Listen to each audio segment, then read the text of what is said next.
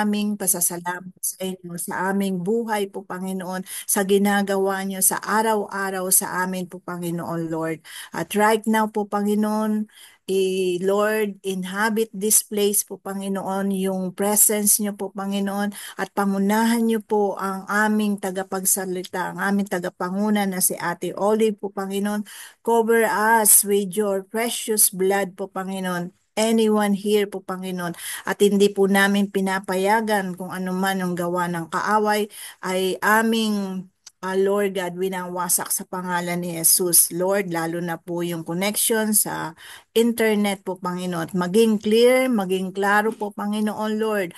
At maunawaan po namin. Give us wisdom, clear mind po, Panginoon, sa aming pagpapakinig, sa pagdwell sa inyong presence, Lord, ay maranasan namin ang inyong kamanghamanghang pag-ibig na binibigay sa amin, lalo na itong mga sa devotion po, Panginoon, kung paano kayo mag-speak, kung paano kayo, Lord, ipakita sa amin, i-remind sa amin, paano kami ma-rebuke po, Panginoon, at palalahanan sa amin kung ano po yung dapat pa namin gawin in your presence po, Panginoon.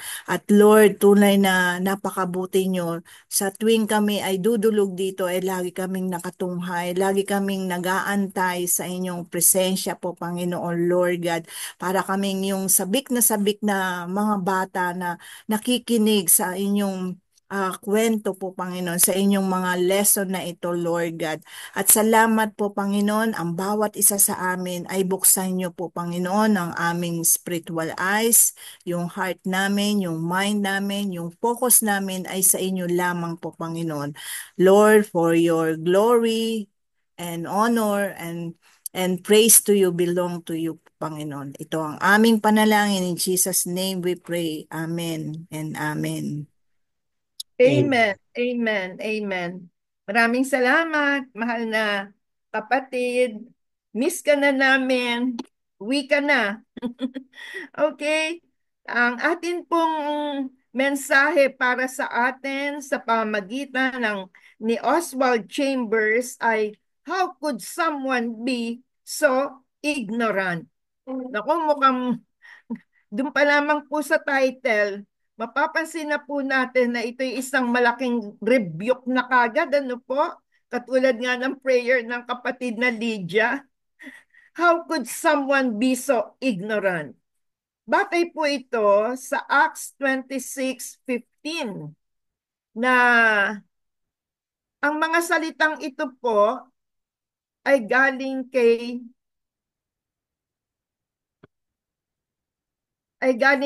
Paul. Ano po? At sinabi niya po ito doon sa daan sa Damascus nang siya ay mainit na pinagpapapatay niya ang mga mananampalataya o ino-oppress niya at sinosuppress. Ano po? Kaya nung ang Panginoon magpahayag sa kanya, tanong niya kagad, "Who are you, Lord?" Kaya, ang sabi po ni Oswald Chambers, babasahin ko po ng tuloy-tuloy, ano po, pakinggan po nating maigi, hindi lang ng ating tenga, kundi higit sa lahat ng ating puso. Okay.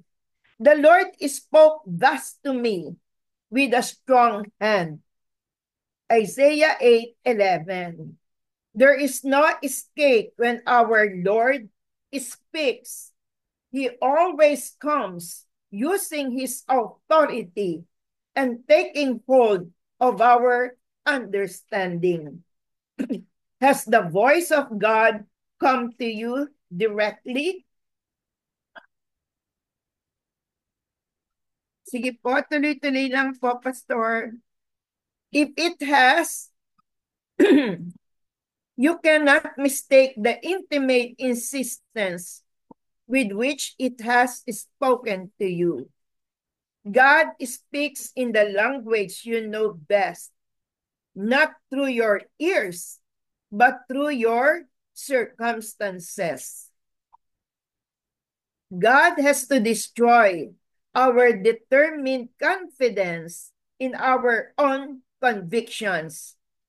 We say, I know that this is what I should do. And suddenly the voice of God speaks in a way that overwhelms us by revealing the depths of our ignorance. We show our ignorance of Him in the very way we decide to serve Him. We serve Jesus in a spirit that is not His and hurt Him by our defense of Him. We push His claims in the spirit of the devil. Our words sound all right, but the spirit is that of an enemy. He rebuked them and said, you do not know what manner of spirit you are of. Ito naman sinabi ng Lord nung sila'y hindi papasukin sa isang Samaritan town. At yung mga alagad ang sabi po sa Panginoon, magpaulan tayo ng apoy. Sabi niya, dun daw po sa town na yon. Kaya ang sabi ng Lord, you do not know what manner of spirit you are of. Next slide, please. The spirit of our Lord in His followers is described in 1 Corinthians 13. Ito po ang description na binibigay po ni Saint Paul sa kanyang pagkakilala at pakikipag-ugnayan sa Panginoong Jesus. 1 Corinthians 13. Basahin po natin ng sabay-sabay. Kahit hindi na ho tayo mag-a-unmute, pero basahin niyo pong kasama ko. Okay? If I speak in the tongues of men or of angels, but do not have love, I am only a resounding gong or a clanging cymbal. If I have the gift of prophecy and can fathom all mysteries and all knowledge, and if I have a faith that can move mountains, but do not have love, I am nothing. If I give all I possess to the poor and give over my body to hardship that I may boast, but do not have love, I gain nothing. Love is patient. Love is kind. It does not envy. It does not boast. It is not proud. It does not dishonor others. It is not self-seeking. It is not easily angered. It keeps no record of wrongs. Love does not delight in evil, but rejoices with the truth. It always protects, always trusts, always hopes, always perseveres. Love never fails, but where there are prophecies, they will cease. Where there are tongues, they will be stilled. Where there is knowledge, it will pass away. For we know in part, and we prophesy in part. But when completeness comes, what is in part disappears. When I was a child, I talked like a child. I thought like a child. I reasoned like a child. But when I became a man, I put the ways of childhood behind me. For now, we see only a reflection as in a mirror. Then we shall see face to face. Now I know in part, then I shall know fully, even as I am fully known. And now these three remain, faith, hope, and love. But the greatest of these is love.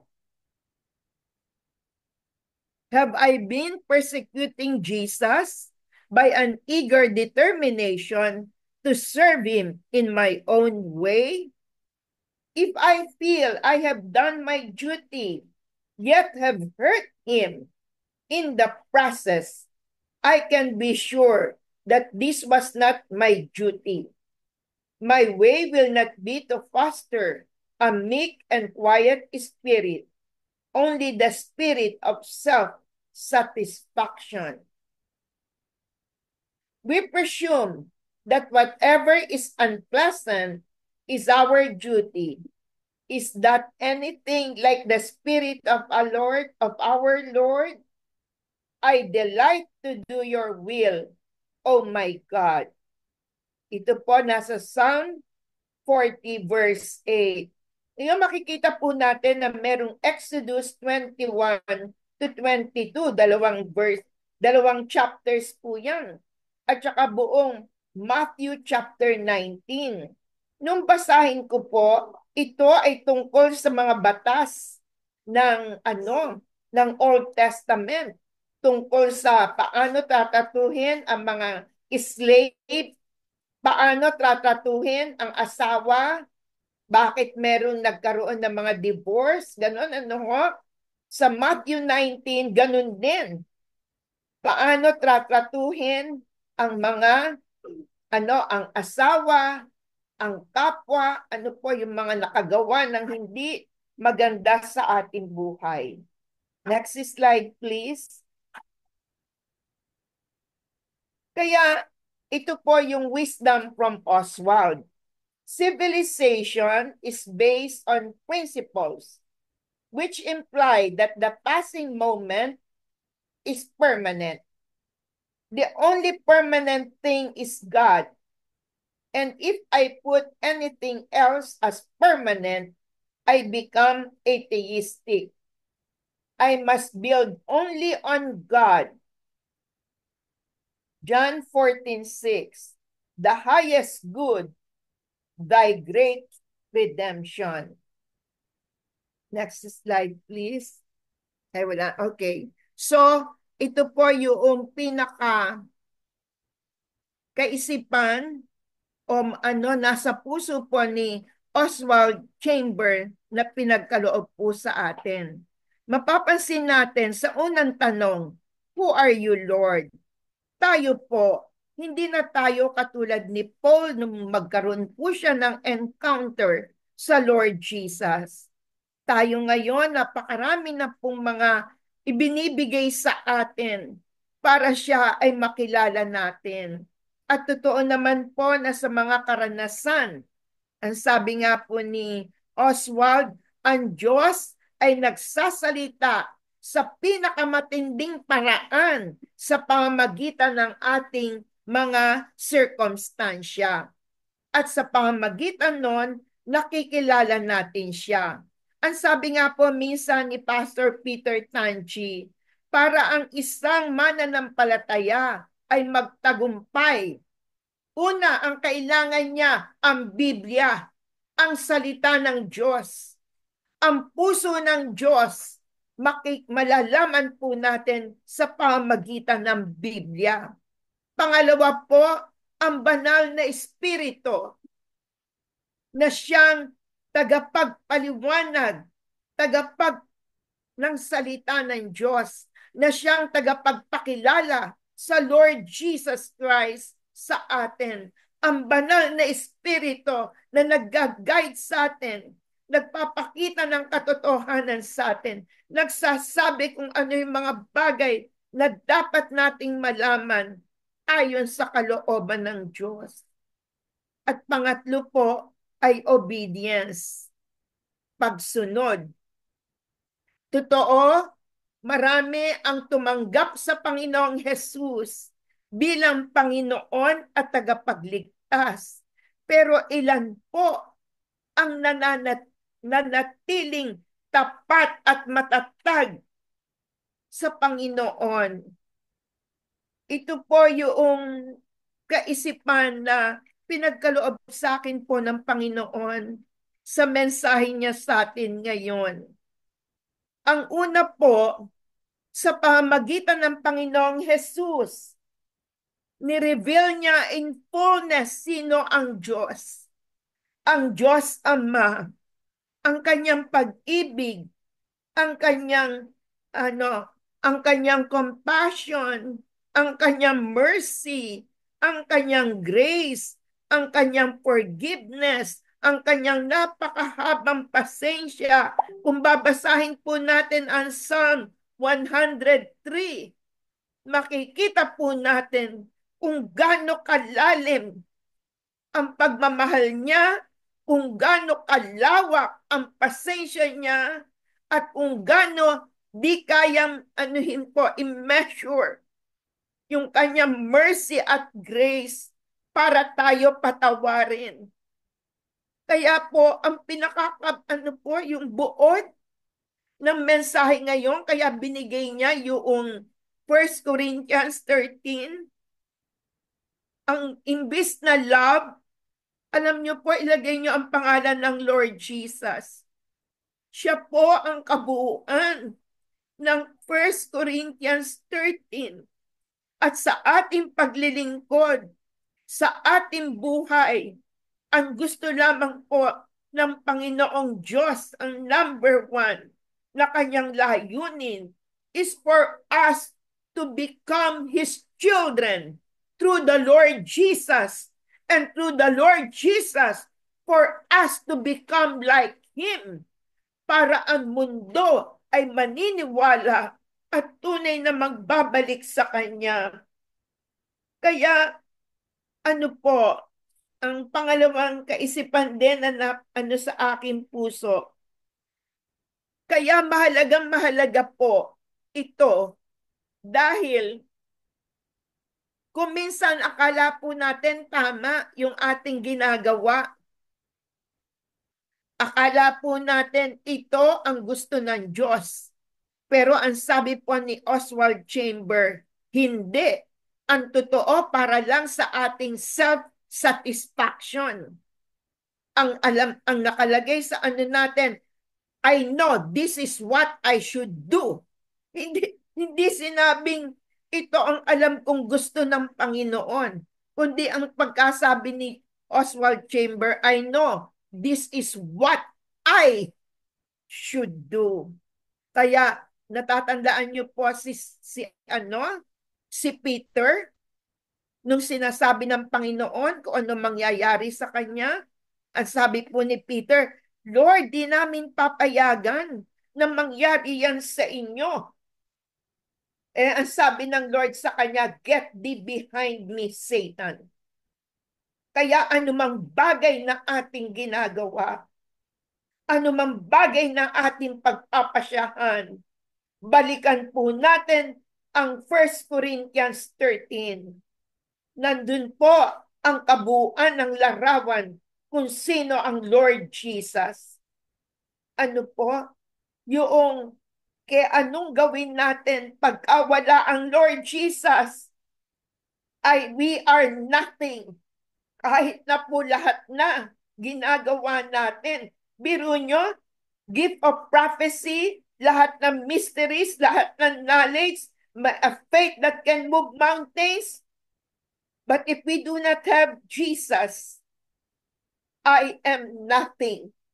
Kasi ang love can only be defined, can only be described sa pamagitan ng Lord Jesus, the fullness of God's revelation. Tapos, pangatlo po, tandaan natin, ang ating kaisipan, ang ating pamamaraan ay hindi kaisipan at di pamamaraan ng Diyos. Sinabi niya po yan sa Isaiah 55, verse 10. Your thoughts, your ways are not mine. My thoughts and my ways are always greater and higher than yours. Kaya talaga pong sa buhay na ito, paano natin makikilala ng lubusan ang Panginoon? Number one, when Jesus in fullness ang siyang nasa ating puso by the power of the Holy Spirit, at wala tayong pagpapasyahan, wala tayong gagawin, wala tayong ano strategy na iisipin maliban sa ano si Jesus, sino si Jesus, ano kapahayagan ng Bible, ano kapahayagan ng Holy Spirit tungkol sa Kanya.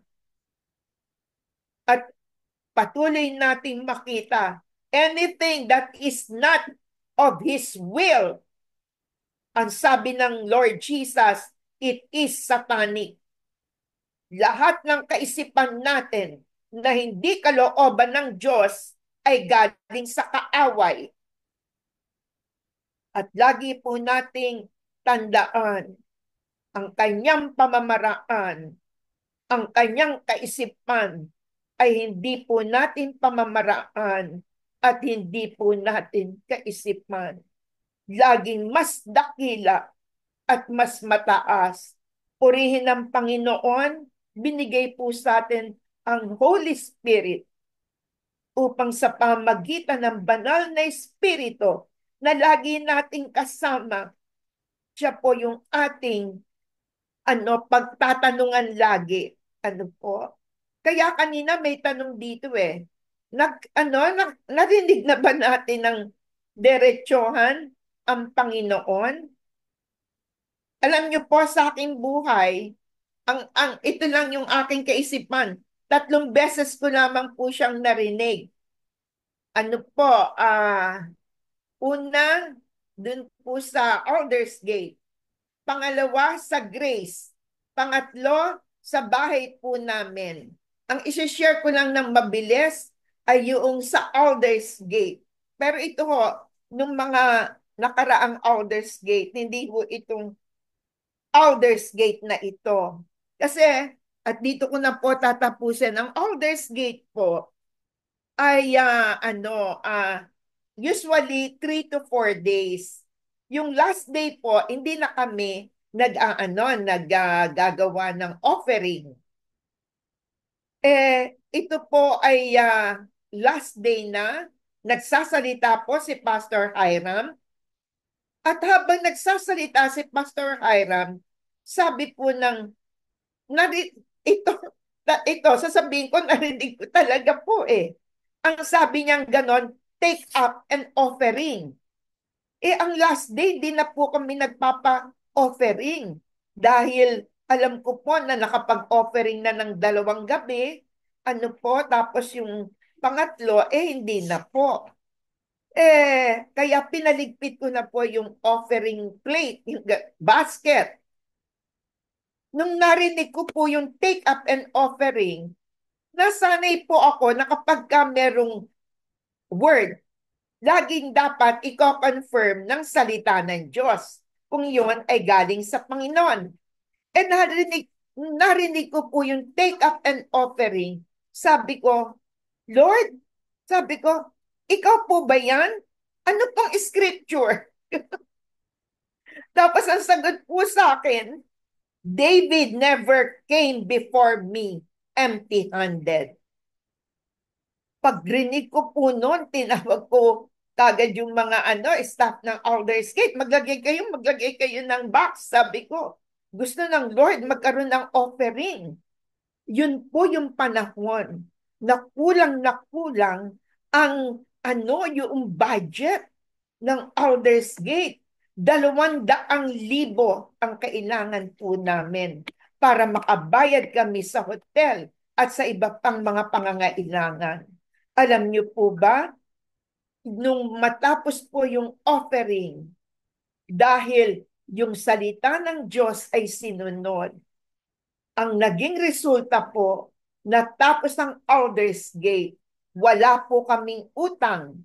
Meron pa pong sobrang 2,000 doon sa pondo ng Aldersgate. When God speaks, alam po natin. Kasi may circumstansya ng pangangailangan. Tapos pagka po talaga namang pagka nagtanong ka sa Panginoon, sasagutin ka niya. Alam niyo po kasi bago yung umagang naupo ako doon, ang mga officers ng Aldersgate Hindi nila alam kung saan kukunin ang kulang. Usapan po sila ng usapan. Eh di, sa puso ko po, dahil ang Elders Gate ay it's all about the Lord. Kaya siya din ang magbibigay ng lahat ng pangangailangan. Kaya po, purihin ng Panginoon. Ang ipinapaalala po sa atin ngayon, personal relationship sa Lord Jesus. Laging pagtatanong sa Holy Spirit, soaking ourselves in His Word, soaking ourselves in prayers, and in asking Him.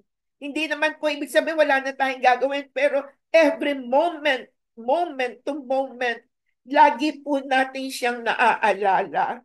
Lagi po natin siyang pinasasalamatan no matter what the circumstances is. Ayaw po natin tawagin tayo ng Panginoon na get thee behind me, Satan. Pero lagi po ang gusto po natin, laging ang sasabihin niya, well done. Kahit hindi pa po tayo doon, ngayon pa lang, sinasabi na niya po sa atin yon sa mga words na ibinibigay niya sa atin. So, salamat sa Panginoon sa isang mayamang mensahe na ibinigay niya sa pamagitan ni Oswald Chambers. And every time we look at 1 Corinthians 13, we always remember love is Jesus in full control, fully manifested from our lives by the power of the Holy Spirit. Tayo po ngayon ay dadako na sa prayer of thanksgiving. Ano po? At pagkatapos po ng prayer, bago po tayo mag-prayer of thanksgiving, aawutin muna po natin ang awit na ito. Really want to know you. This morning, Lord, you've told us that love is Jesus. Help us, Lord, to know you more, that we will never be ignorant about you and of you anymore. Yeah. Forgive us in the past, Lord, that we thought we are not ignorant of you, but we were insisting to do our human will. So, Lord, help us to be totally dependent on you, to be always, oh Lord God, calling on the power and anointing of the Holy Spirit, that we will always be totally guided by you, oh God. Like Pastora Olive Lloyd, she thought it is right to do the usual thing that they are doing the elders do, just to collect only the offering for the first 2 days. But because you revealed yourself different, and you opened your spiritual ears to listen to you, to your command, Lord God, that she opened, Lord, and there was overflowing of blessing, and there is not even a single sense of death in the name of Jesus. So help us, Lord, not to be ignorant of you, but to be devoted to your way, and to be always obedient and keep listening, O Lord God. And Lord, I pray for each and everyone who are here right now, that you open our spiritual ears, that we can hear you. Open the spiritual ears and mind of myself, Pastor Rory, Sister Geraldine, Sister Rona, Sister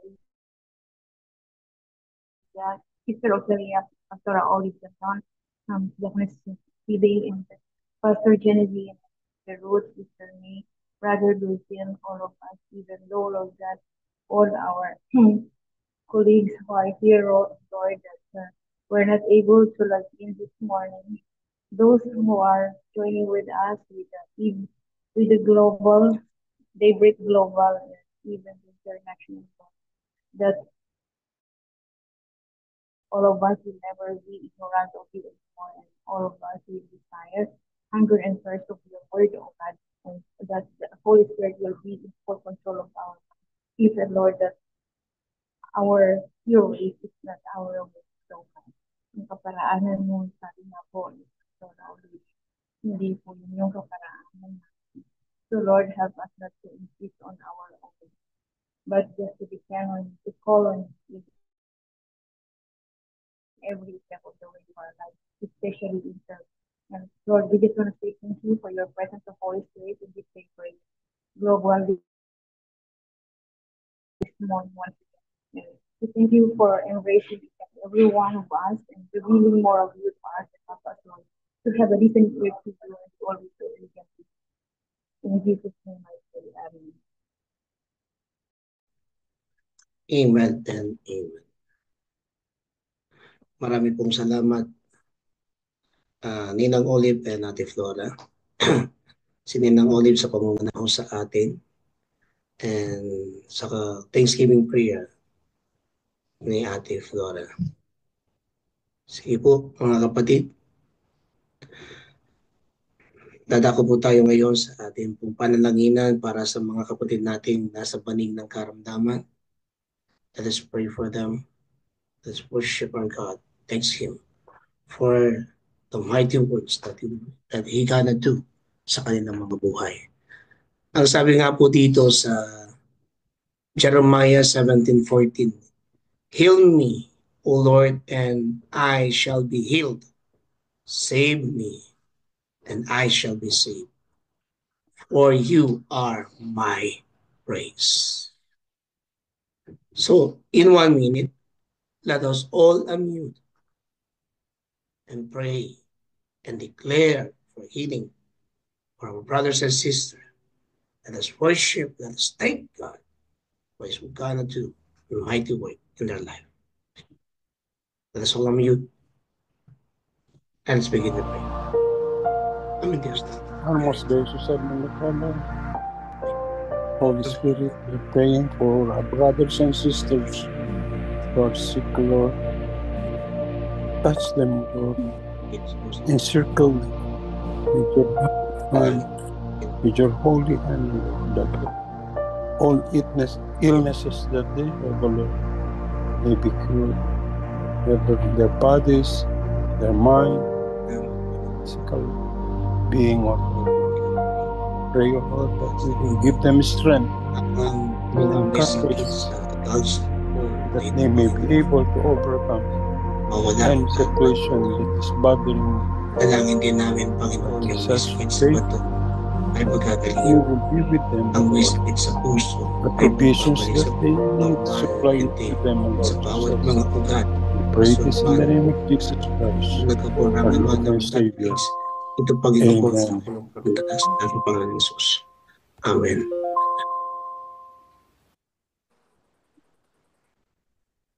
Next po, ating panalangin po ngayon ang business sector. Nang sabi po rito sa Deuteronomy chapter 8 verse 18, but remember the Lord your God, for it is He who gives you the ability to produce wealth and so confirms His covenant, which He swore to your ancestors as it is today. Let's pray for them, that may the Lord manifest in their lives, maliit man yan, malaking mga negosyante, big company or small company, o yung magpapasimula pa lamang ng negosyo, nagpapalak pa lang. Let's pray for the salesmen. Let us pray for the entrepreneurs na patuloy na ang Diyos ang siyang kikilos sa kanilang mga buhay at katatapuin sila ng ating Panginoon upang sila ay maging daluyan ng pagpapala sa bawat empleyado, sa bawat kanilang nasasakupan. So let us all pray and be one accord. Andito po si Deaconess Pebby. Deaconess Pay, can you lead us for a prayer for this sector? Ngayon na po. Salamat. Give let's pray. Yes, Lord. Lord, we thank you for again for this opportunity, Lord, and the privilege, Lord, na napag-pray namin yung business sector. Father God, alam namin that itong mga business na to ay regalo from you. It's a Lord na binibigay mo sa amin as part of the blessings, Lord. na nare-receive namin, Lord. And right now, Lord, I am declaring po sa amin dito sa Daybreak na nandito ngayon sa global, even sa international, Lord, first, sa mga businesses, Lord, namin. Lord, kayo po yung owner, and we are only the COO, the caretaker of the owners, Lord. In behalf po ng mga kasama namin sa Daybreak na may mga businesses, Lord, we offer to you, Lord, ng mga business na to. Continue to use this, Lord, for your glory. And Lord, I pray for the yung mga customers, Lord, kung sales naman ito or products man, Lord, yung mga business nila, kung services man, Lord.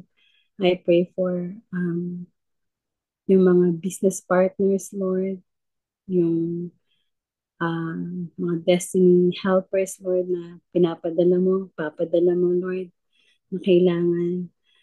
I pray for the provisions, Lord. I pray for yung creative minds, Lord. I pray for wisdom, paano i-run yung mga pinagkatiwala mong business, Lord. Also, Lord, yung business sector sa aming bansa at sa buong mundo, Lord, kayo po, Panginoon, ang maglagay ng mga tamang tao, Panginoon, para para yung mga businesses, Lord, sa iba't ibang lugar, Lord, hindi makontrol ng kung iilang tao lamang, Lord. Kundi, Panginoon, ikaw, Panginoon, yung mag-take over. And Lord, we pray also dun sa mga walang business, pero Lord, mga nagtatrabaho, Lord. Alam namin, Lord, hindi man sa kanila yung business na yan, pero Lord, dinala mo sila doon, yung mga manggagawa, Lord, yung mga nagtatrabaho, Lord, para maging destiny helpers nila, Lord, ng mga may-ari ng mga businesses, Lord. I pray, Lord God, na gamitin mo nga sila, Lord, para mas maging mag-shine yung light nila, Panginoon, at yung mga kasama nila sa trabaho na hindi pa mga Kristiyano, Panginoon, ma-implementahan nila. So use this Christian workers, Lord God. And we entrust their safety, Lord, yung pagta-travel nila from sa bahay, papunta sa work nila, Lord. Kaya rin po, Panginoon, yung manguna sa kanila at mag-guide. We ask your angels, Lord, assigned to them, to minister to them, Lord. And thank you, dear Holy Spirit, for alam namin itong mga trabaho namin, itong mga business na to, it's from you, Lord. Kaya allow us also to enjoy this. Thank you so much, Lord. This is our prayer in Jesus' name. Amen. Amen and amen. Thank you, Deaconess Pay. Next po, atin pong ipanalangin ng bawat bansa, ang bawat gobyerno na kung saan na namamahala at pinangungunahan ang bawat mga tao, ang bawat mga mamamayan na ibinigay sa kanila ng ating Diyos. Lalo na ngayon sa bawat mga conflict na nangyayari o nangyari sa Israel, laban sa mga ibang pang mga grupo, ang Ukraine, laban sa na kung saan ang ginawa ng Russia sa kanila, ang ginagawa ng China sa Pilipinas, ang naganap sa USA, and especially ang ang pagbabago ng presidente sa bansang Amerika, ang Africa, ang bawat mga apektado sa mga bawat sitwasyon sa bawat kalamidad, katulad ng typhoon, ng flood, ng earthquakes, at yung sunog na nangyari sa LA. Mga kapatid, panalangin po natin ito at ilapit natin sila sa Diyos. Nang sabi nga po dito sa Colossians chapter 1, verse 9 to 10.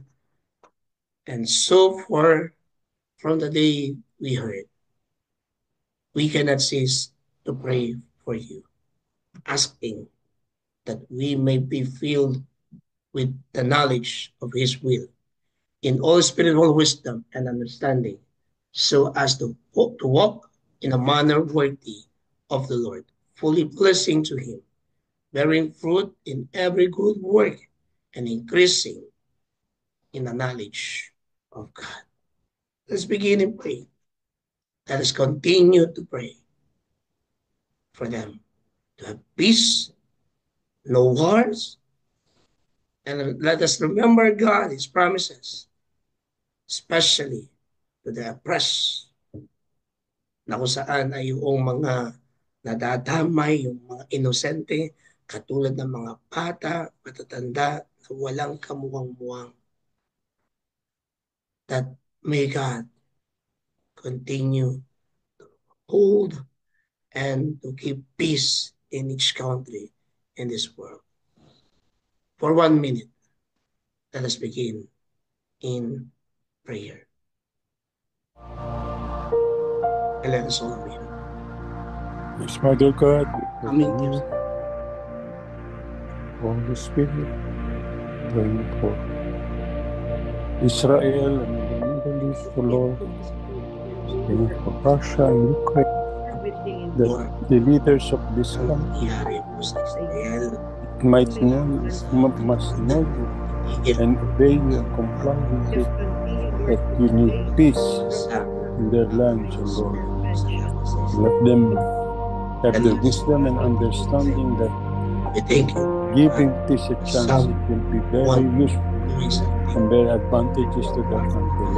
We are praying also for the Philippines, O Lord, against China, who's been bullying our country, O Lord, and be using different kind of gadget to intimidate us, O Lord. Pray that you fix this in Jesus' in Christ's name, Jesus, our Savior. Amen. To remember, Lord God, all of us. Kaya salamat. In Jesus' name. Sa tanging pangalan ni Jesus. Amen. Amen. Lord, let your peace be upon this whole world.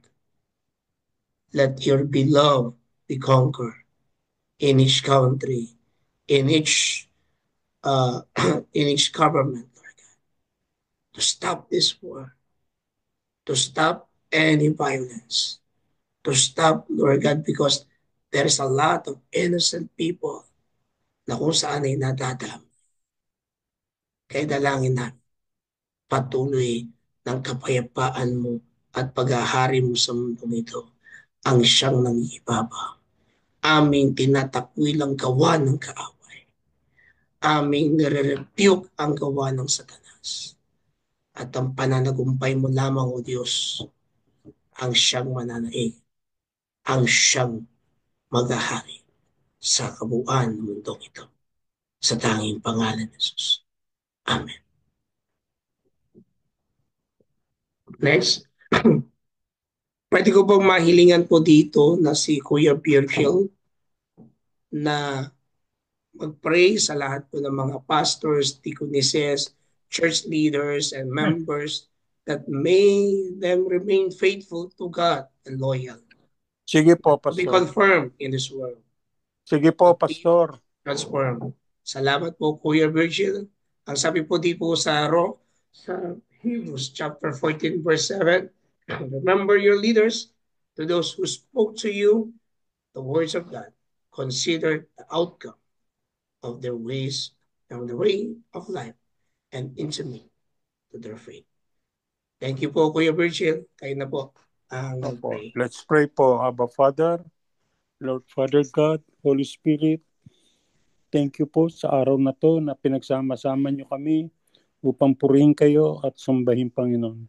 Panginoon, we lift up all our pastors and deaconesses, our church lay leaders, O Lord, and ministers and members, O Lord, the body of Christ itself, O Lord, we're praying to you. Lord, may Thou grant each pastors, all your workers, the provision that they need, O Panginoon. Alam po namin ang kanila pong ginagamit, ang kanilang katawan, ang lahat po ng resources para po mapalaganap ang iyong salita. Pagpalain mo po lahat ng pastor, Panginoon.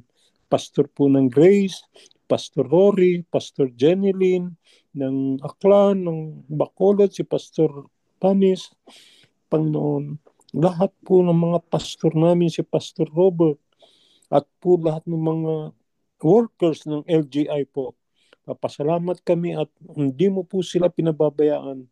Lahat po ng pag-iingat ng bawat isa sa kanila ay lagi po kayo nandiyan dyan. Panginoon, dinadalangan din po namin ang aming mga lay leaders o Panginoon na pagpatuloy po nila ang gawain para sa iyong kaharian o Panginoon na mag-glorify you. Ang kaluwatian mo lagi ang manguna, Panginoon. Dinadalangin din po namin na kung ano man po ang hindi pagkakaunawaan sa bawat isa, na sana po ay bigyan nyo ng katarungan ng bawat katwiran ng mga pastor, ng mga miyembro po na hindi nagkakaunawaan. Pagpalain mo po ang simbahan na aming kinatatayuan, Panginoon, at pagpalain mo po lahat ng mga miyembro, Panginoon. Kayo po ang kami ang bridegroom, kayo ang groom, o Panginoon. Pagdating ninyo po, kami dapat ang sasalubong sa inyo, ang body of Christ, o Panginoon. Lord Jesus, we pray that each and every one of our pastors, deaconesses, and lay leaders, O Lord, you will be with them, and the hollow of your hands will be in them, and your presence will be mindful on them, O Lord, and likewise with us, O Lord. We ask this in the most precious name of Jesus Christ, our Lord and Savior. Amen and amen. Amen and amen. Salamat po, Kuya Virgil. Meron po bang dumating sa araw ng kanilang kapanganakan, anibersaryo, o church anniversary para po kayo aming may panalangin? Meron po ba? Wala po. Sige po. Tayo po itatako po sa Thanksgiving prayer. At pwede ko pong mahilingan ngayon si Pastor Jeneline or Ginaline na kung saan po ay kasama po natin ngayon. Pastor Jeneline. Thank you po. Ano po, Pastor? Thanksgiving prayer po. Okay, let's pray together. Once again, precious Heavenly Father, we thank you, God, for being our Father na hindi nagsasawang makinig, O Diyos. At Lord God, na sumasagot sa lahat ng aming pananalangin. Bagamat hindi pa namin, Panginoong Yesus, nakikita sa ngayon.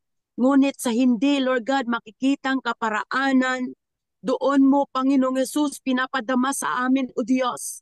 Hallelujah, sa pamamagitan ng aming karanasan na nagkakaroon kami ng kagalakan, kapayapaan, excitement sa puso, na lagi kang susundin. Salamat sa maliwanag na mensahe meron ka sa araw na ito. Salamat sa ginamit mo kay Mami Olive, Father. Salamat din po sa bawat isang nandito. Masasabi naming nagtatagumpay kaming lahat sapagkat, Lord God, hindi po basta-bastang dumulog sa iyong harapan sapagkat naroroon ang kaaway na laging humahadlang. Inahadlangan kami, gumagawa siya, Lord God, ng mga bagay upang hindi namin ito maisagawa. Ngunit, amang banal na makapangyarihan, dahil, Lord Jesus, sa iyong kalooban, Panginoon, kami po ay nagsama-samang dumulog at nagtagumpay, Panginoon, at pinapasalamatan namin sa mga kasagutan ng aming panalangin. Di man namin nakikita pa ngayon. Ngunit salamat dahil sa kagalakan na sa aming mga puso. Salamat, Lord, sa pangunguna ni Pastor Rory. Patuloy mo po siyang pagpalain, O Diyos. Lord, I speak more wisdom for him, more wisdom for every individual that are here. Lord God, na hindi nagsasawa rin, Panginoong Jesus, dumulog at Lord, tumupad, Panginoon, sa commitment na ito, na sa bawat oras ng ganitong oras ay patuloy kaming dumudulog. Hallelujah sa iyong harapan. Salamat, salamat po, Amang Banal. Pagpapalay, padaloy sa bawat isa amin, sa bawat ministeryong ipinagkatiwala sa amin, sa bawat pamilyang pinagkaloob sa amin. Salamat sa proteksyon. Salamat sa lahat, Lord God, na pagpapala physical, material, financial, Lord, mental, emotional. Lord, hayaan mo na basbasan ang panalangin ito at Lord Jesus, silyuhan ng yung banal na dugo nang hindi makita ng kaaway upang patuloy naming isagawa ang mga bagay na ipinapagawa mo sa amin. Salamat po, Amang Banal. Lahat ng papurit pasalamat ay aming ibibigay sa tanging pangalan ng Ama, ng Anak at ng Banal na Espiritu. In Jesus' name we pray. Lahat magsabi ng Amen. Amen and amen. Tanggapin po natin ang pagpapala ng Diyos,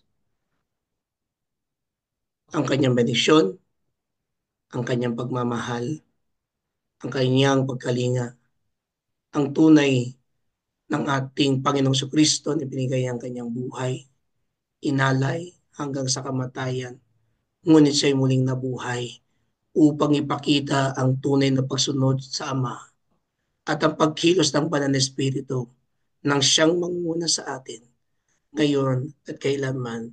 At tanggapin din natin ang kanyang salita na ayon sa mga bilang kabanatang 6, talatang 24 hanggang 26. Let us all receive His word.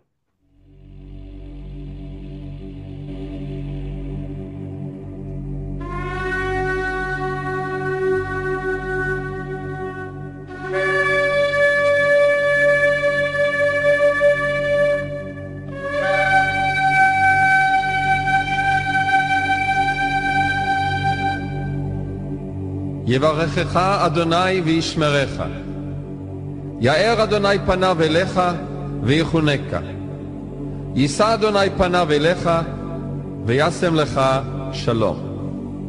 The Lord bless you and keep you. The Lord make his face shine upon you and be gracious to you. The Lord lift up his countenance upon you and give you peace. And everyone will say, Amen, amen, and amen. Amen, amen, amen. Amen. Praise God. Amen. Thank you. Maraming pong Amen, salamat, amen. Ninang Oli. Thank you po, Thank you, Ate Tita Olive. Welcome. God bless Good everyone. morning. God and bless. good Shalom. morning. Thank you po. Shalom. Sa ating pong susunod announcement ay si Ate Venus po sa araw ng bukas at si Pastor David sa araw po ng Biyernes. Sapagkat ang araw po o buwan ng Pebrero, ng araw ng mga puso, sapagkat si Kristo ay ang nasa ating puso. Kaya hopefully, na-receive na po natin ang mga bawat devotional lesson o guide sa bawat araw po. So, yun lamang ang bawat mga announcement. And then, picture muna po tayo. Ayan. Putakan. Ako, ikaw nakikita. Na po, na anong, Ay, wait lang po.